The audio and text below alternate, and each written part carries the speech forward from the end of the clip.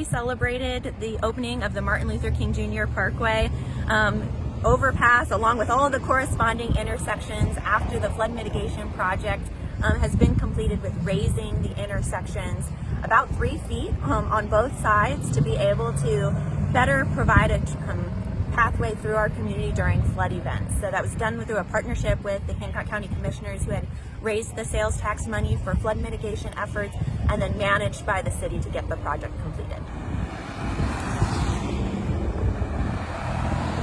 So what we saw previously was, because these intersections were actually lower than the storm basins in the area and then the river water, it would kind of come down to this low point and flood the intersections, making it impossible for especially safety vehicles to get across the community, which is really important in an emergency situation. So by raising the intersection up, we were able to make it where the waters will no longer gather on the intersections, and so then that will be passable. Yeah, and especially for emergency vehicles in a time of. And have you gone to go over? I have, yes. I was so excited. They opened it right after I had left yesterday, so I went over it this morning, and it was beautiful. Great road. They did great work, and so it's very nice to have this artery of our community open again.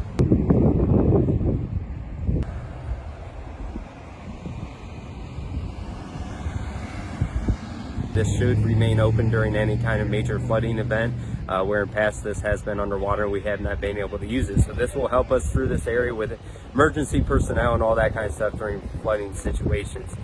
So along with this side, we also did the north side over by Clinton Court and the water shop, and that was raised about 4.5 feet at its steepest point, and that's a new super elevation turn all the way down to Blanchard Street.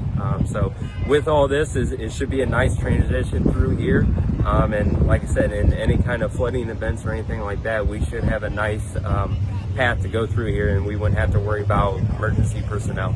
And like we were just talking about, people don't have to worry about like a different layout or anything. Nope, it's still the same layout as before. It's just really the only thing is when you come into the intersection, you're actually going to be at a higher point.